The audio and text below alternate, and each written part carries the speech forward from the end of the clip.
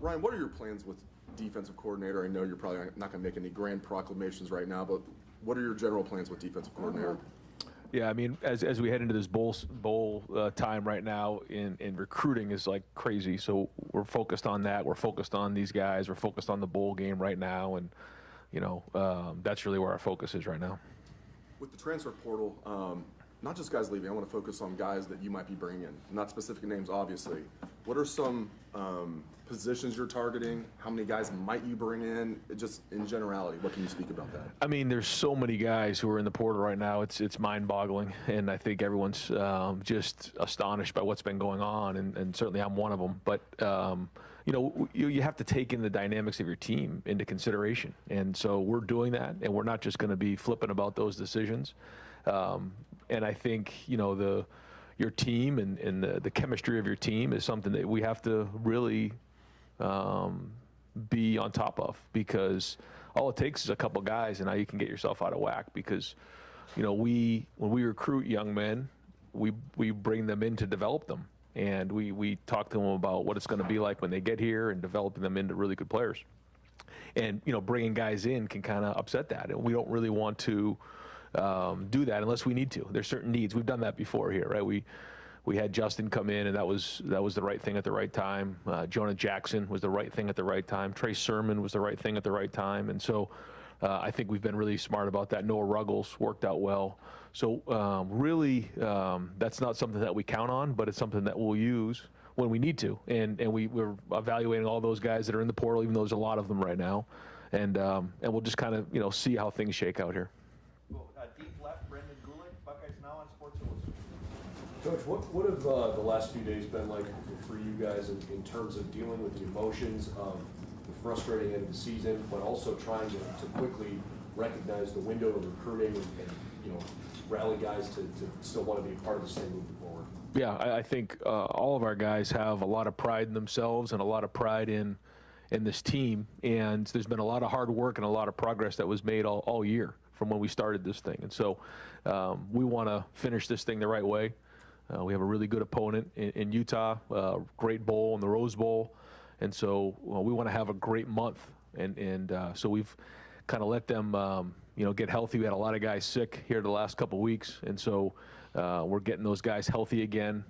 We worked out a little bit last week. We're going to do that again this week, and then start our practice. And it's really in 3 phases. We're going to start on fundamentals, then we'll get into game planning, and then we'll get to the bowl site, and we'll have game week there. And that's really what the focus is on right now. I think there's a lot of lessons that have been learned from the last game, and that'll obviously motivate us moving forward. But right now the focus is on this Rose Bowl and sending out the seniors in the right way, and I know everybody in the program wants to do that. Football playoff era, there's so much focus on being one of the top 4 teams and getting in the playoff. I know that's your goal. At the same time, playing in the Rose Bowl is a big deal. What's the tenor of the locker room right now from those guys understanding at least the opportunity they have in front of them is still a special one? Well, I think that's exactly what you said. I think the goal here is to win championships, and that's a goal that we have year in and year out, and we didn't reach that goal. However, we have an opportunity to go play in a very tradition-rich Rose Bowl, and that means a lot. And it's a New Year's Six bowl, and the 16th time I believe Ohio State's been in the Rose Bowl, so there's a lot of tradition that's led up to that. And I know that our guys are going to want to play hard and win that game.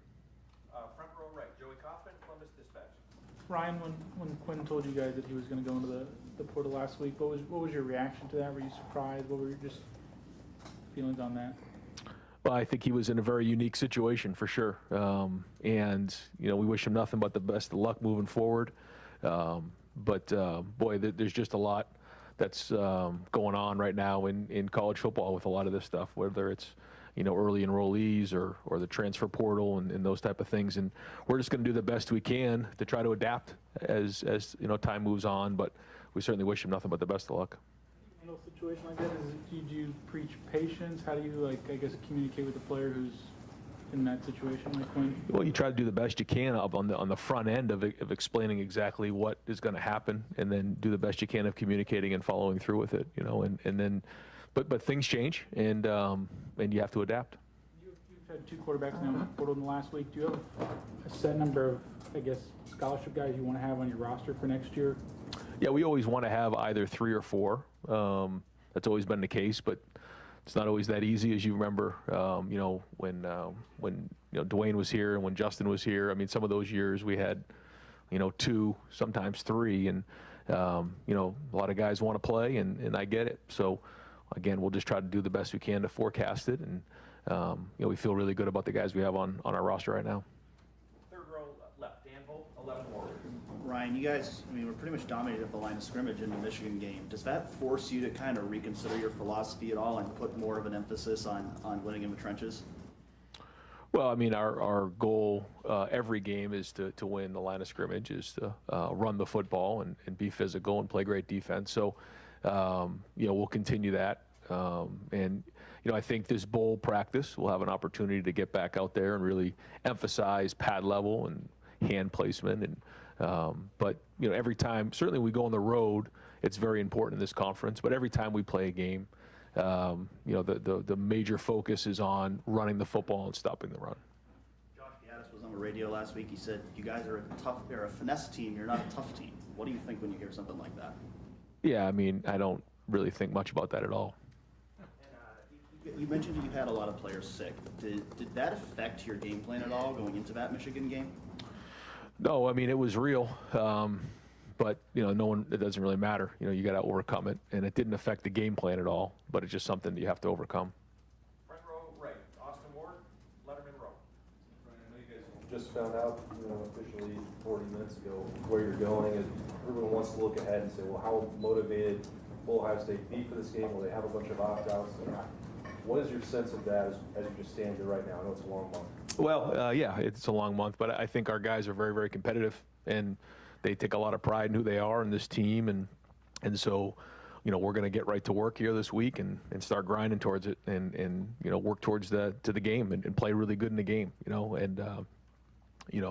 again, I just think it has a lot to do with the pride that they have in this team and who they are. If you have situations like an opt-out, I know that's another one of the new sort of dynamics of the bowl era, playoff era. How would you want to handle that? Do you need to know early, get decisions? How will that work this month? Yeah, we'll deal with that on a individual basis, based on how it all shakes out. But right now, count on everybody to play in the game.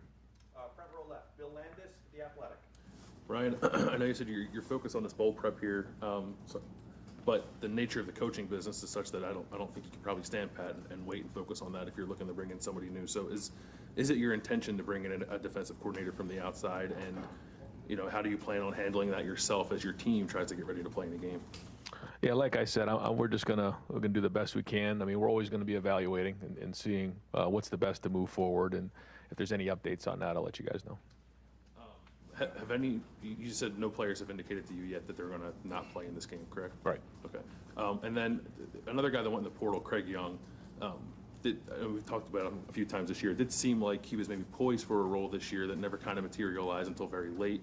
Just how do you think that was kind of managed with him, and I guess like what the discussions I guess were with him about making that decision to leave the program? Yeah, I think Craig felt like he just wanted of an opportunity to play more, and so I think that's probably common with some of the guys who have decided across the country. I know at one point it was like 80 guys a day averaged in the portal, which is unbelievable. But I think he just wanted an opportunity to play more, and so again, wish him nothing but the best of luck. Certainly, we don't like to see guys leave, but understand that unfortunately this is becoming somewhat of the norm. And as coaches, it's kind of hard sometimes, but we're going to have to kind of adapt and move forward. Right next door, Stephen Meeks, Cleveland.com. Right. Obviously, there's a lot of player movement, but there's also a lot of coaching movement this year that kind of changes some things. When there's this much of coaching movement, how does that maybe change, or does it at all change, I guess, the recruiting philosophy and the way you guys approach things here? You kind of have to press the reset button a little bit as far as where you want to attack. In terms of recruiting?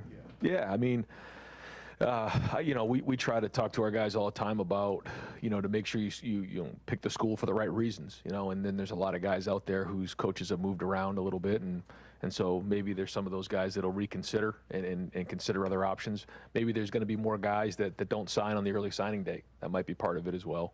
And for the guys that we had been recruiting early on that maybe decided to go in another direction, those are the ones that you can kind of grab onto a little bit because you have a relationship prior. You know, the ones that you don't have a relationship with, it's a little harder to kind of get that built up in a short period of time. However, you know, we're going to kind of look at all those things, and when you can bring people in and you can do some home visits and things like we're back on the road doing again, you can make up time right there. Do you feel like if there are going to be changes, especially on the defensive side of the ball, do you feel like you need to have that in place with signing day maybe around the corner, and there are some defensive guys who are still going to consider you guys? Well, I think, again, you know, the guys that we're recruiting right now, you know, they feel really strong about Ohio State. I think they feel like this is where they want to be, and for a lot of reasons. And so I feel really good about our class right now. We're still going to look at a few more guys and see if there's some guys we can add to it, and then kind of go from there. And then in January, I think that's more of the 2023 class, and that's where the focus goes there, is that we make that transition. Right side aisle, Adam King, WBNS 10 TV. Coach, this is your first selection Sunday as a head coach, not seeing the name pop up on the screen. How much, you know, you talk about the players, and how much does that kind of motivate you as a coach right now for next year?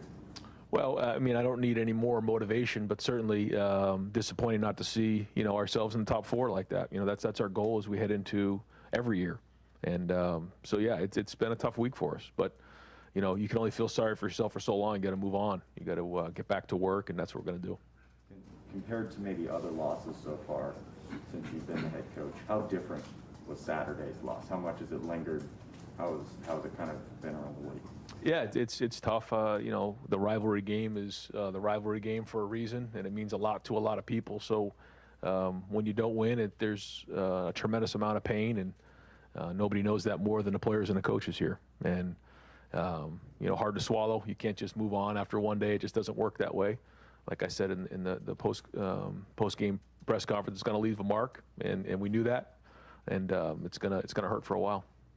Right next door, Clay Hall, WSYX.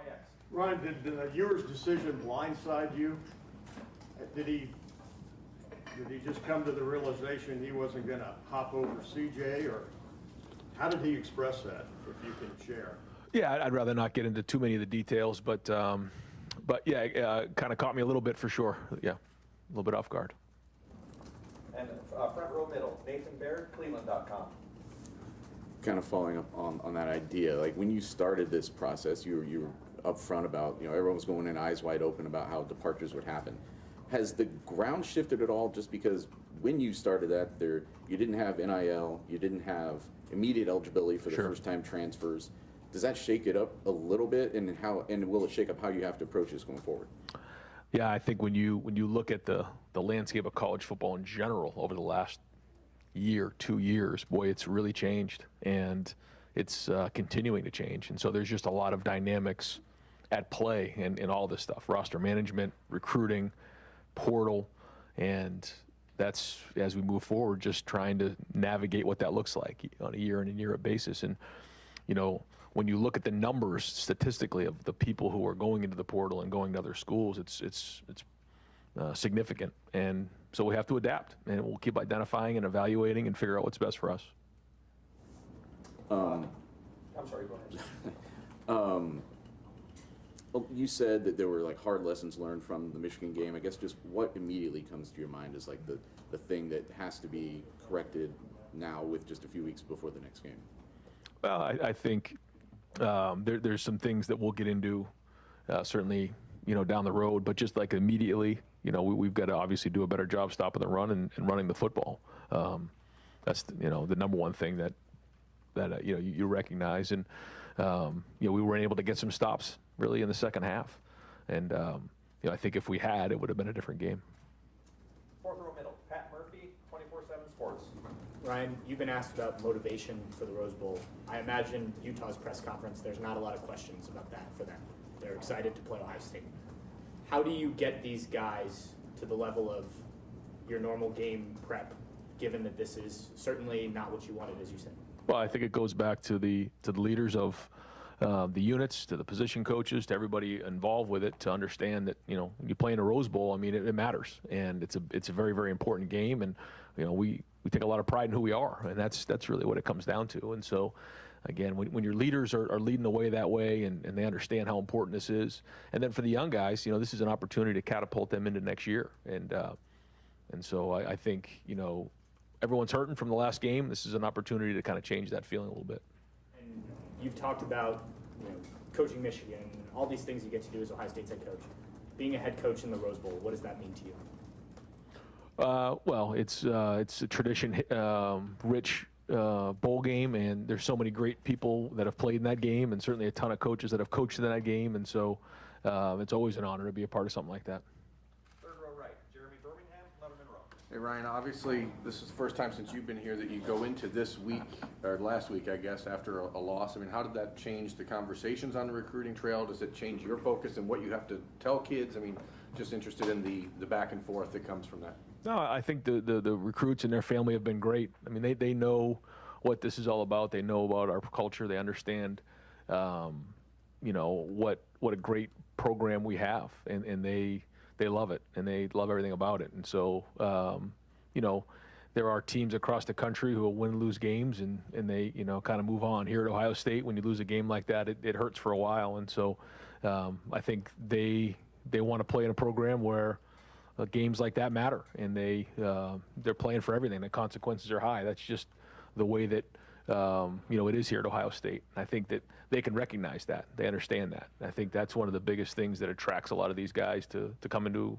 to be a Buckeye. Are you able to turn, and not to turn the loss into a silver lining, but you haven't had that extra week of recruiting in 5 years. Right. I mean, is that something that you guys think can be a benefit to you now that even though you have to do it in a loss? Yeah, I certainly don't want to be on the road that week, but it does allow us more time to get out there and be around some of the families.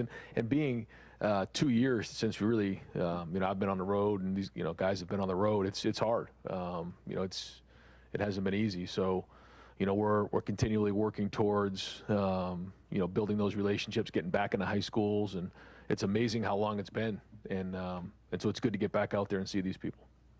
Second row left, Steve Hellwagen, 24/7 Sports. Yeah, Coach, I presume the handwriting was on the wall with the Rose Bowl, and did you watch the game Friday night? And they did a number on Oregon for the second time in 2 weeks. Just what do you see with Utah? It looks like they're a hard physical team that's going to come to play. Yeah, I did not see the game, and I have not really watched much film on them. But I know Coach Whittingham's a very, very good coach, and like you said, known for being strong and being powerful in the run game and playing really good defense. So looking forward to getting on the film and seeing where we go. You touched on the portal a little bit. Just watching your team play this year, you tried to benefit yourself with EA, Mate Ote this past year, and the kid who went to Alabama as well. You guys are kind of messing with him a little bit. Would that be a glaring need for you to find somebody, an experienced linebacker who could come in and participate right away if you were to dip your toe into the portal? Well, I think we're looking at all those positions to figure out what would make sense. Is it to add a guy through recruiting in the high school process, or is it the portal? And we'll look at all those positions. We were a little thin at linebacker at times this year, and be maybe a little bit thin moving forward. So we got to make sure we bolster up that room. But that's the thing at all positions you try to figure out. Is it, again, do you bring in a young high school guy that you want to develop, or do you bring in a portal guy who's maybe a little bit older?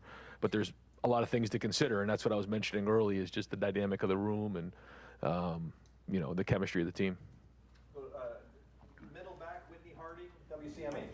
Hey Ryan, still an Ohio team in the playoff, and you talk about the change of the landscape of college football. What does it mean, what Luke Fickell has done at Cincinnati, and for them to get in, the goalpost just kept moving, and they kept reaching? What does it mean? Well, I think they've done a great job, and nothing but a tremendous amount of respect for what they've done, and congratulations to them. It's not easy to go that far undefeated, and to bring that week in and week out is tremendous, and wish them nothing but the best of luck in the playoff. You also mentioned some of the guys using these practices to look ahead to next year. How critical are some of these practices, not just getting ready for the Rose Bowl, but developing and doing those things that you guys haven't really gotten to do as much the last couple of years? Yeah, it's really important. And we just got off with a team meeting at 2:45. We just grabbed them on a Zoom call just real quickly to talk a little bit about the Rose Bowl and talk about how important these practices are going to be. for a lot of reasons, to kind of rebite for some of the old guys to get ready to play in this game, but then also for the younger guys to continually develop. And so we're going to do a really good job over the next couple of weeks of digging into those practices and making sure every practice counts as we head into this game week. Yeah. Second row middle, Bill Rabinowitz, Columbus Dispatch. Ryan, you've deflected questions about what kind of changes you're going to make. Just in a general sense, do you foresee major changes or minor tweaks? How do you kind of view the level of changes you got to make? Yeah, I mean, I think that's part of the process year in and year out, is just looking to see what's right, and I don't think, you go into any type of situation, with a predetermined set of thoughts. You just kind of figure out on a year-to-year basis what's best to move forward. And so we're evaluating that. We'll continue to evaluate. But really what we want to do is, give these guys a great bowl experience as we head into this game.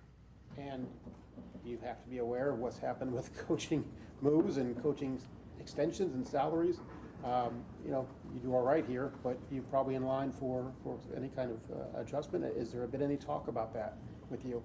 Yeah, like I said, I'm obviously honored to be the head coach here, and I love it here. And really the focus has just been on this bowl, and this has been a tough week for us, for just across the board after that game. And so, we've just been trying to, get back on the road and recruit.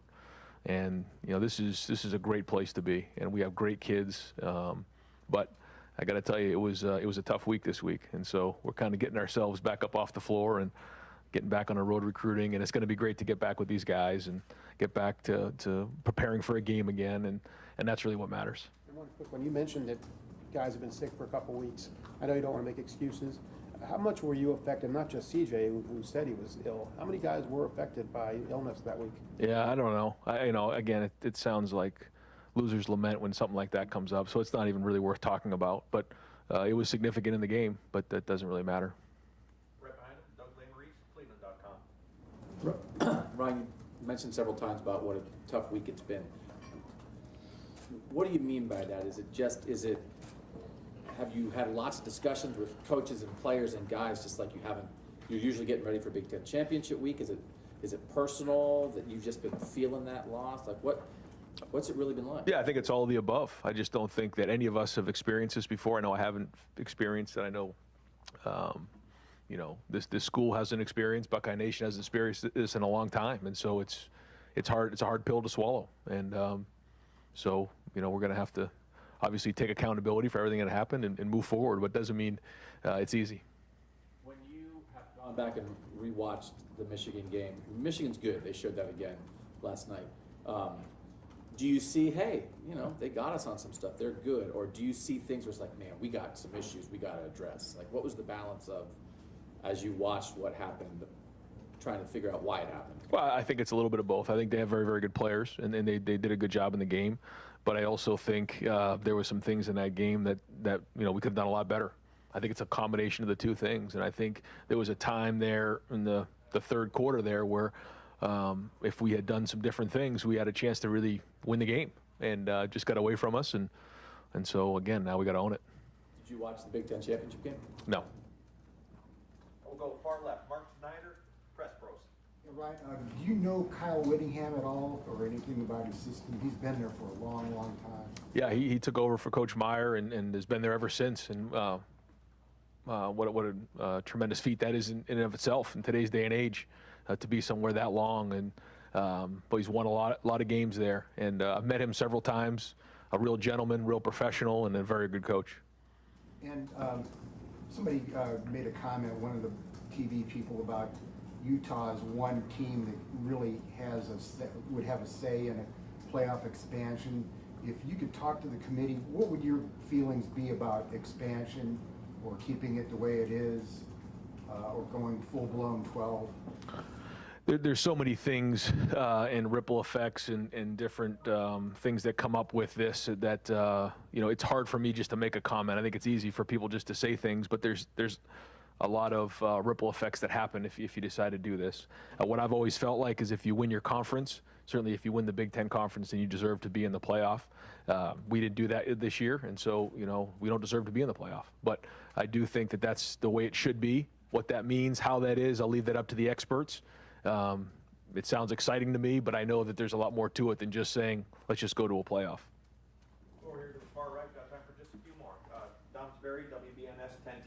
Ryan, you had said this was not the goal, but you think you'll have your guys at the Rose Bowl. Just what's those conversations been like, and would it surprise you if some guys opted out?